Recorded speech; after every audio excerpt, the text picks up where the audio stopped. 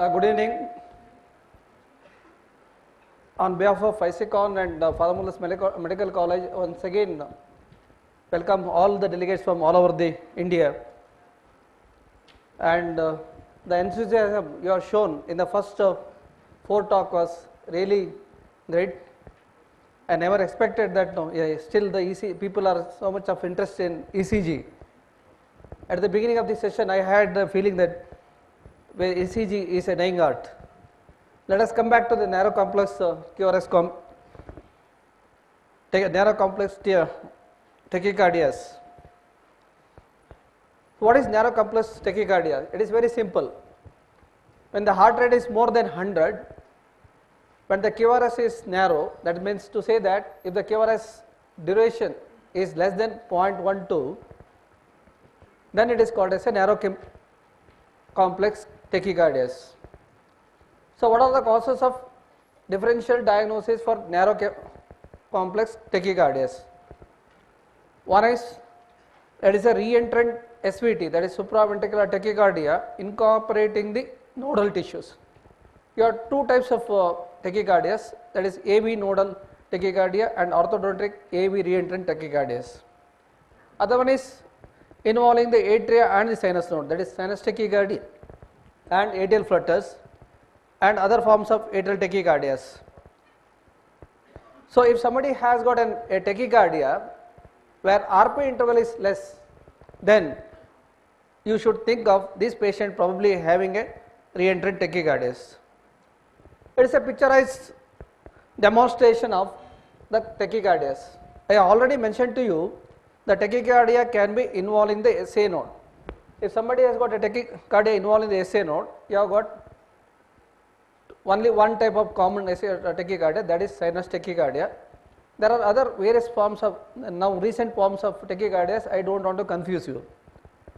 So, there is a one common form of tachycardia is involving the SA node is sinus tachycardia. Then you have a tachycardia involving the AV node. You have 2 types of tachycardias. One is AVNRT, that is AV nodal reentrant tachycardia, or AVRT, that is called as atrioventricular tachycardias. The third form of tachycardia involving the atrium, that is atrial tachycardias. If any tachycardia involves lower, it begins below the AV node, then the QRS becomes widened. So, it all comes under the broad QRS tachycardias. So, what are the evaluation you have to do at the beginning?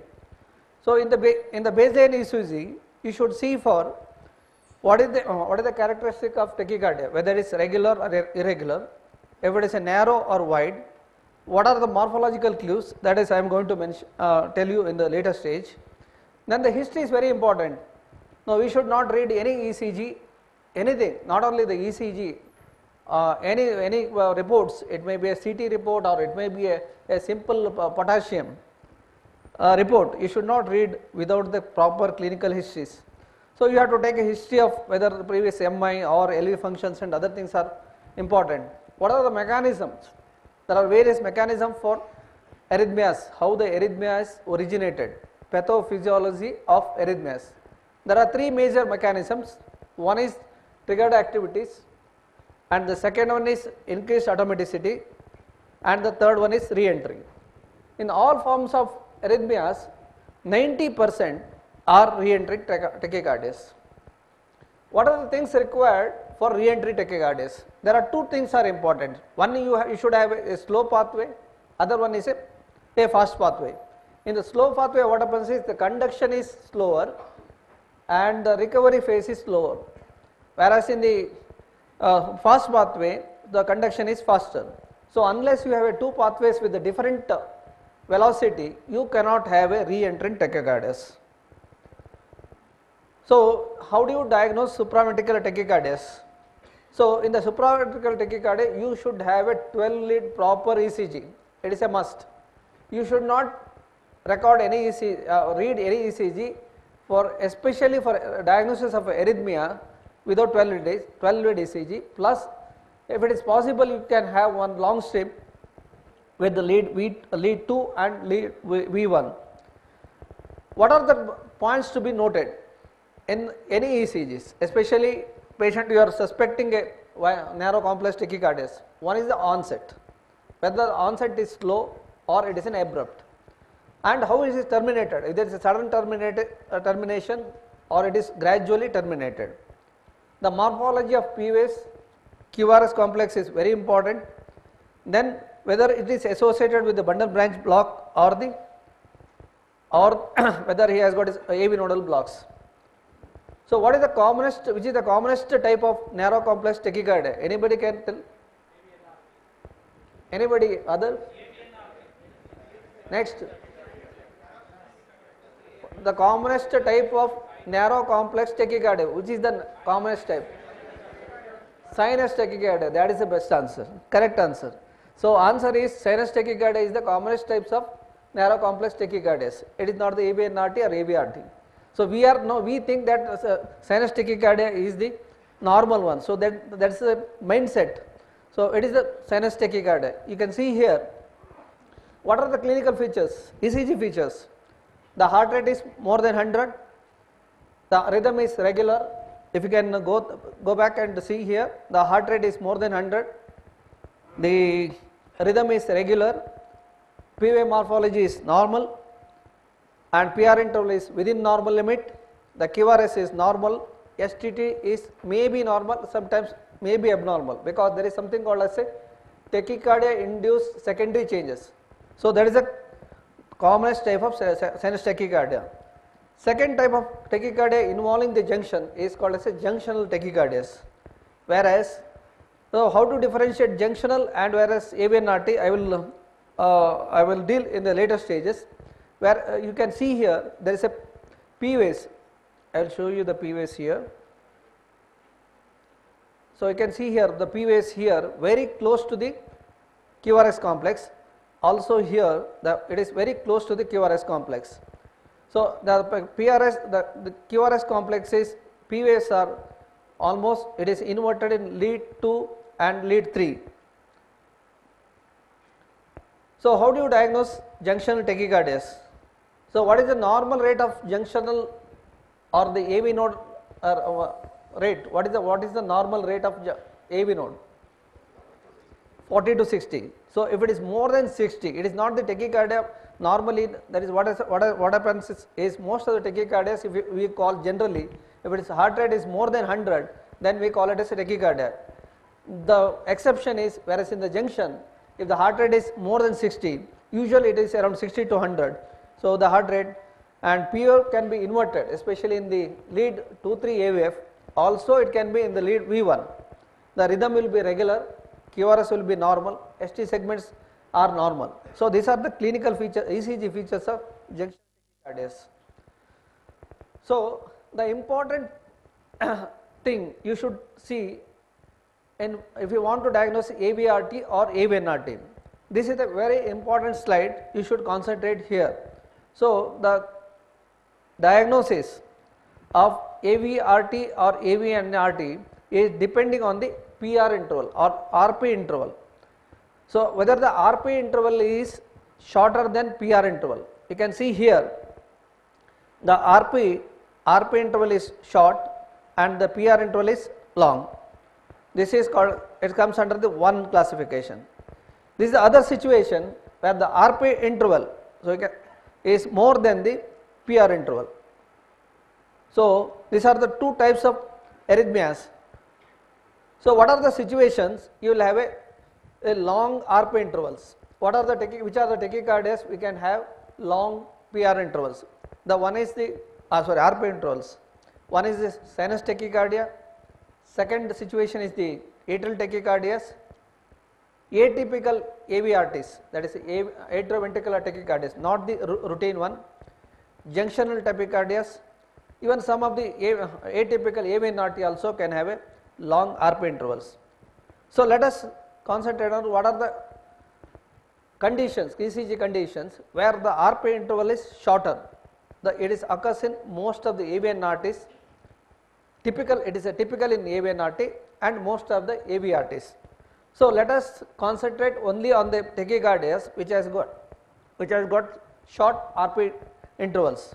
So you are left with only two tachycardias, narrow complex tachycardias. One is AVNRT and AVRT.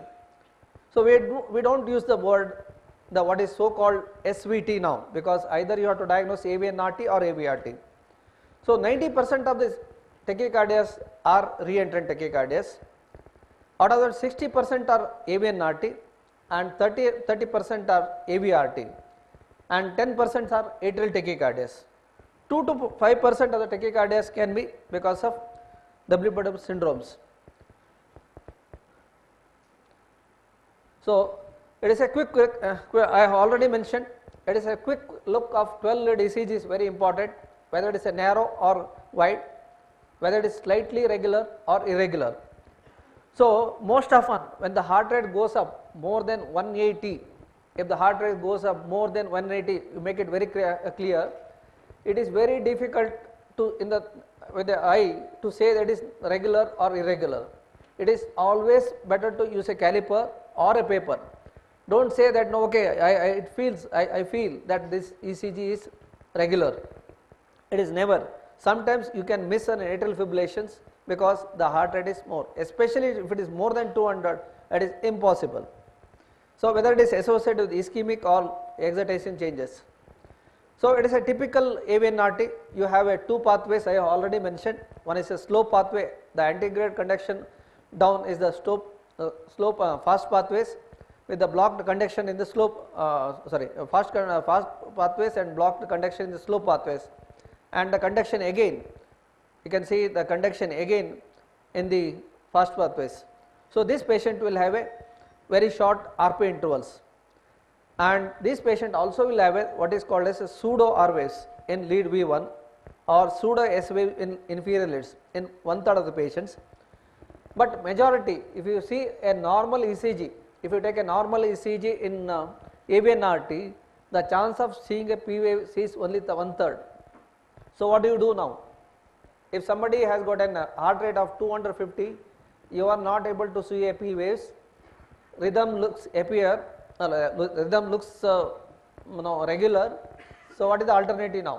Now how to say this patient has got a P waves or not?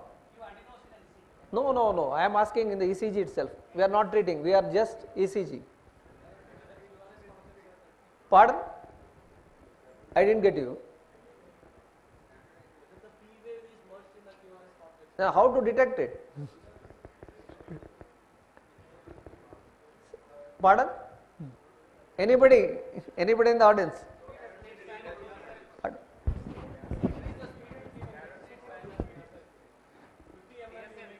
Exactly.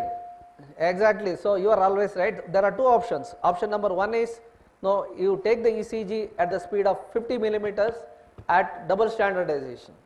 So you will be able to see the merged P waves. Second alternative is you do a carotid massage and slow down the heart rate and you look for a P waves. So these are the two alternatives you have. So this is a typical AVNRT. Most common tachycardia is SVT is the AVNRT. Now usually the heart rate is more than 200, and look for R waves, that is a pseudo R waves in lead V1, and it is mostly AV dependent. Can you identify anybody here? It is an SVT, AVNRT or AVRT. Don't think that since I am talking, this is a slide is about AVNRT, it may not be AVNRT. Anybody can see? So anybody can answer? Pardon? It is a flutterer. How many are believing that this ECG is AVNRT? I learnt ECG by mistakes. So more you commit mistake, more you learn. A wise man learn by mistakes. Okay, let us start. We will not waste time now. So this patient has got what happened is, it is a normal. The first, the way QRS complex you are seeing here is a normal. Here what happened is the second, what happened is the PR interval is prolonged. Then it started with, it is a typical AVNRT. So this patient had a typical AVNRT. So this patient, you can see what I was telling you about AVN and the pseudo R waves. So you can see the fixed there is a RPA interval. The RPA interval is very short, and the deflection, the R wave deflection, there is an the pseudo R waves. So this is about the typical pseudo R waves. So then the other one is a AVRT. So what you see here is the second syndrome. It is a normal patients with the pre-excitations. The delta waves PR interval is very short. Here what you can see is a PR interval, RP interval, it is prolonged. So this patient has got the pseudo R is absent. If you can see here, the pseudo R wave is absent. So if the patient has got a absence of pseudo R waves, heart rate is more, and narrow QRS, think of AVRT as a first possibilities. It is very clear here, the RP interval is very prolonged. If you compare here, from here to here, the RP interval is very prolonged, and the PR interval is short. So this is a typical of AVRTs. So these are the P waves which is merged with the STT segments. So then how to differentiate AVRT or AVNRT? If somebody has got a pseudo RS pattern in the lead V1, then 90% chances he has got an AVNRT. If it is not there, then you see for the RPM interval. If the RPM interval is more than 100 milliseconds, it is probably it is a atrioventricular tachycardias. If it is less than 100 milliseconds, then you think of it is probably an AVNRT. If the patient has associated with depression, ST depressions is more than 2 millimeters, think of AVRT, and otherwise probably it is an AVNRT. So the other common tachycardia which is narrow is the atrial tachycardias. So usually the heart rate is around 150 to 200, and the P wave morphology is usually different from sinus. So I will show you the typical atrial tachycardias. So in the typical atrial tachycardia here, the RP interval can be variable. You see here the RP interval here, RP interval here, it is RP interval. They are different, and the RP interval is most often it is more than PR intervals.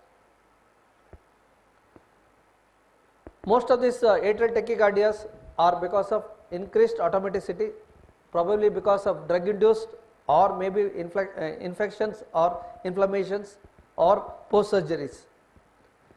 Then finally the narrow cavus complex tachycardia can be because of atrial flutters.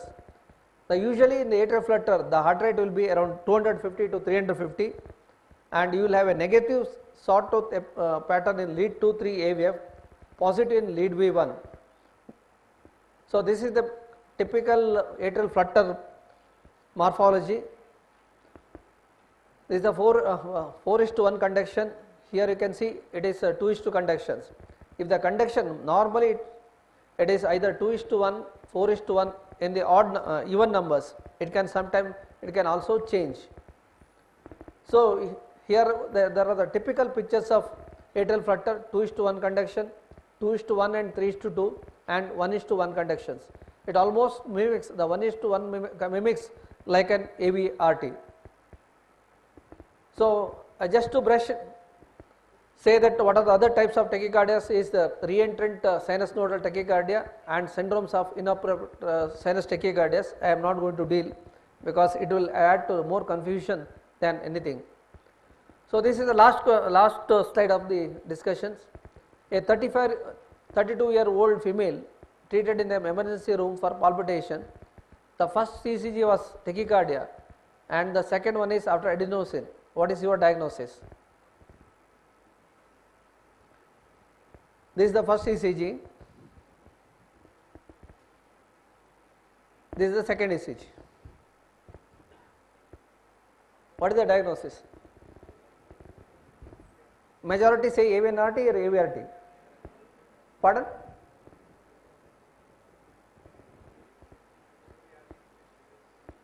Sorry, this is the last ECG. Yes, sir, the same thing. This is AVRT or AVNRT? How many for AVNRT? How many are for AVRT? AVNRT. Only 2 people are for AVNRT. Okay, the hands are going up now. Okay, last. So this is the after this. So you can see here, this patient, if you can see here, there is a pseudo RVS. So the lead V1 is very, very important. In patient with sinus and SVRT, patient with AVNRT or AVRT, so always you should see for the lead V1. So same thing is repeated. Thank you for kind hearing. Pardon?